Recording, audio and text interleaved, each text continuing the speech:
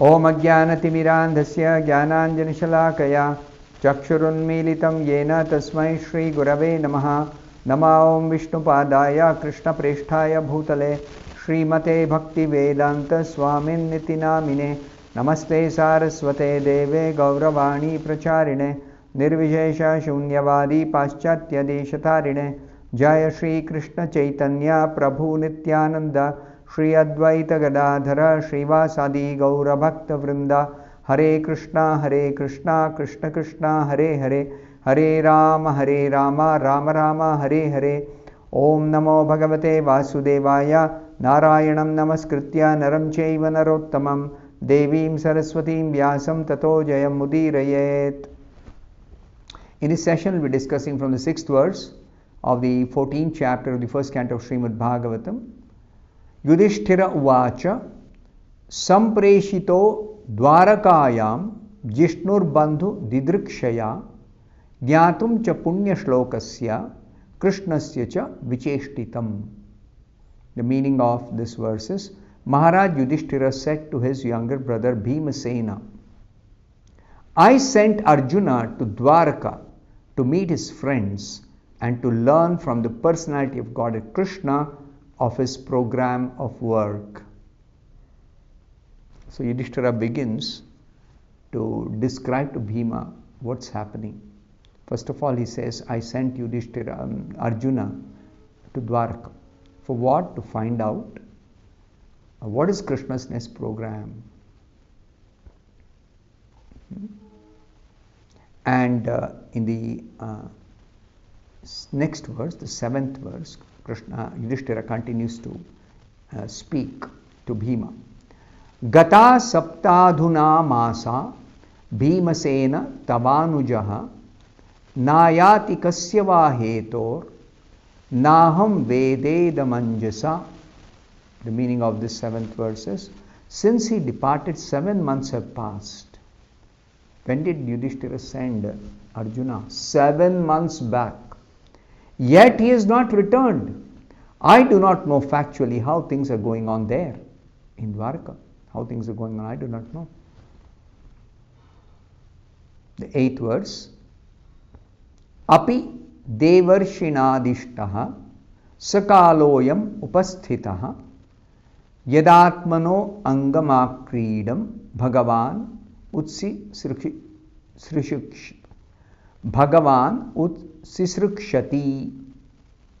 The meaning of this verse is, is he going to quit his earthly pastimes as Devarshi Narada indicated? Has that time already arrived?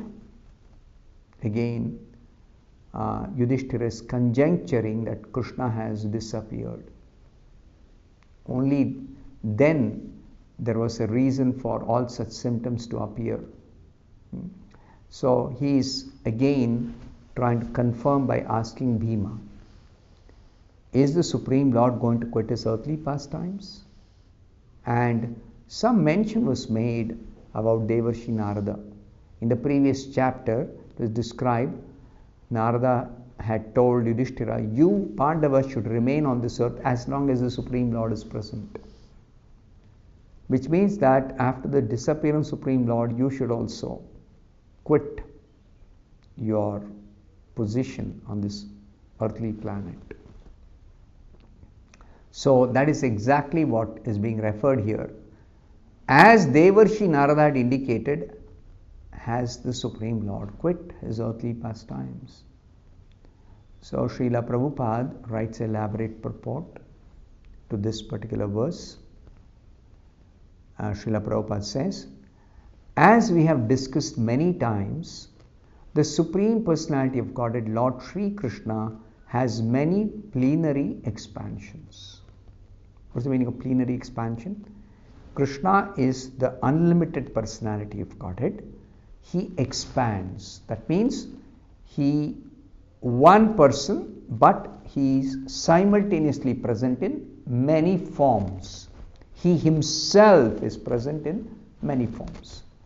And such expansions are called plenary expansions when Krishna's full power is present in each of the expanded forms. Just like Krishna expands first of all as Balaram. So Balaram is Krishna only, but Balaram has the full power of Krishna. Balaram is Krishna. But we say he is Balaram because he has got different function, he has got different, he displays different varied characteristics.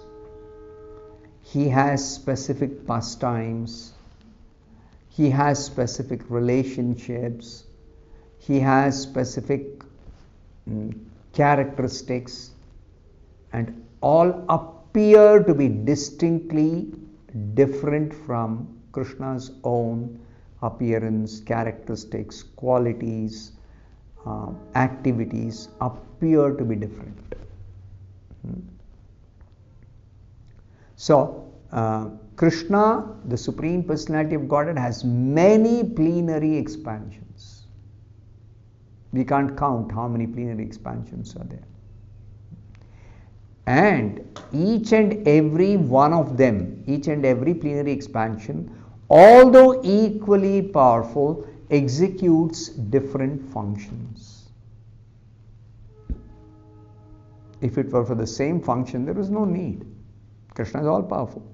So for different functions, different forms. That is Krishna's own personal opulence. Now, Srila Prabhupada quotes the Bhagavad Gita. In Bhagavad Gita, there are different statements by the Lord, and each of these statements is meant for different plenary portions or portions of the plenary portions. Some of them Srila Prabhupada cites here. For example, Sri Krishna the Lord says in Bhagavad Gita, in the 4th chapter, 7th verse, what does he say? Whenever and wherever there is a decline in religious practice, O descendant of Bharata, and a predominant rise of irreligion, at that time I descend myself. Yada yada hi dharmasya glanir bhavati bharata. That verse is being cited by Prabhupada, the English translation of that verse. So, at different times, Krishna's different incarnations appear. So these incarnations are plenary portions or they are portions of plenary portions, Amsha and Kala. Then again, in the 4th chapter, 8th verse, Krishna says, to deliver the faithful, to annihilate the miscreants, and also to re-establish the principles of occupational duty, I appear in every age. Paritranaya sadhunam vinashaya dushkritam dharma samsthapanarthaya sambhavami yuge. In every yuga, Krishna incarnates for 3 purposes, and those are mentioned here. Now, these incarnations are different plenary expansions, different plenary portions, different portions of the plenary portions. They come time to time. Each of the incarnations come appropriately. Then again, in the 3rd chapter, 24th verse, Krishna says, if I should cease to work, then all humanity would be misdirected. I would also be the cause of creating unwanted population, and I would thereby destroy the peace of all sentient beings. So this also, Krishna is speaking, but in his different expansions, different incarnations, he performs different activities. Not all incarnations are doing the same thing. Just like in his expansion as Mahavishnu, he is responsible for the primary creation, breathing out universes and breathing in the universes, glancing on material nature to agitate, and the material nature differentiates into so many varieties of elements, and the combinations are formed. So all this is done by Mahavishnu. Is an incarnation of Krishna. Krishna only, another form, different function. Then, in 3rd chapter, 21st verse, Krishna says, whatever action a great man performs, common men will follow. And whatever standards he sets by exemplary acts, all the world pursues. Particularly, Krishna incarnates, he teaches by his own example certain things. In every incarnation, he teaches by his example. So, that is being referred to here. Different incarnations, different forms, different activities, different purposes. Krishna appears in different incarnations. So, now Prabhupada continues after citing these 4 verses in from the Bhagavad Gita. Prabhupada says, all the above statements by the Lord apply to different plenary portions of the Lord, namely his expansions such as Sankarshana, Vasudeva, Pradyumna, Aniruddha, and Narayana. These are all he himself in different transcendental expansions. Krishna only one person, supreme person, unlimited person.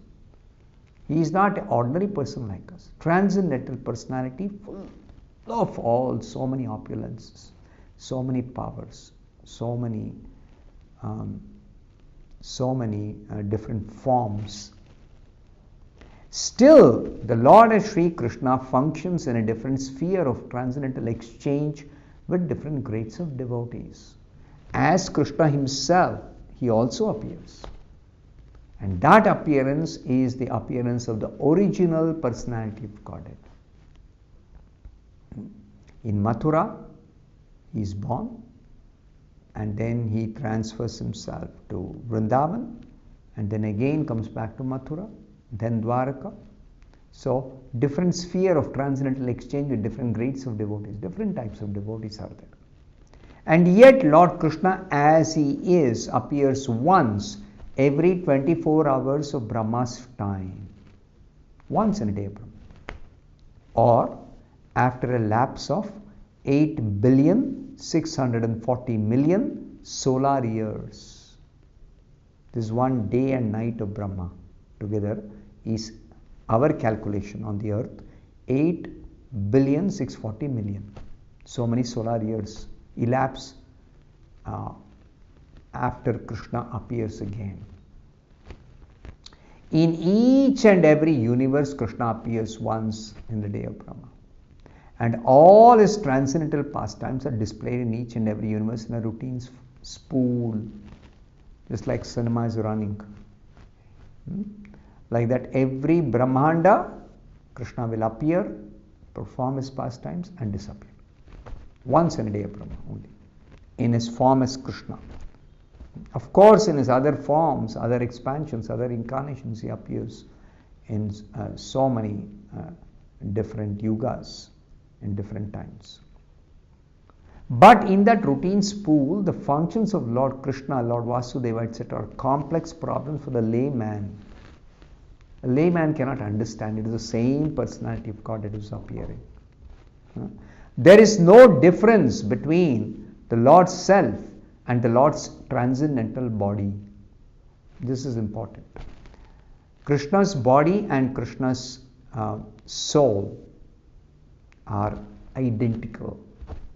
In our case, what happens? This material body is completely different from I, the spirit soul. That's why time and again we have heard many times, I am not the body, you are not your body. But Krishna is identical with his form. The expansions execute differential activities. Now, the important point to understand is when Krishna appears in his original form, all the other plenary expansions join in him by his inconceivable potency called Yogamaya. Within Krishna's form, all the plenary expansions are present.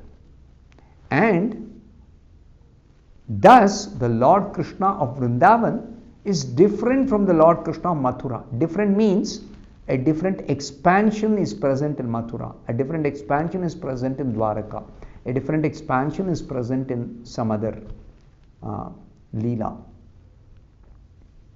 The Virat Rupa of Lord Krishna is also different from him by his inconceivable potency. Krishna showed his Virat Rupa to Arjuna on the battlefield of Kurukshetra. But Krishna is sitting and Arjuna is seeing the Virat Rupa. And Arjuna is talking to Krishna. So Krishna is there, Virat Rupa is also there. Inconceivably, they can be one and they can be different. The Virat Rupa exhibited on the battlefield of Kurukshetra is a material conception of his form. It is not his transcendental form. Virat Rupa is a material conception of form. Therefore, it should be understood that when Krishna apparently was killed by the bow and arrow of the hunter, the Lord left his so-called material body in the material world. So what did Krishna leave behind? For the atheists, it appears like Krishna was killed by the hunter. But what did he leave behind? When we die, we leave behind our material body. Krishna also apparently left behind a material body. Krishna has no material body. He has no material form. Then what did he leave behind? So, he left behind, that is explained here, that he left behind his Virat Rupa in the material world, which is always there in the material world. The Virat Rupa belongs to the material world and he left behind that Virat Rupa. That Virat Rupa, inconceivably, when Krishna comes, also is there within Krishna. So, there is no question of Krishna accepting a material form, nor any question of Krishna becoming conditioned like us. No. He is always transcendental, he is always liberated, and he is apart from all his material energy and material form, everything. I'll stop here. Thank you very much. Hare Krishna.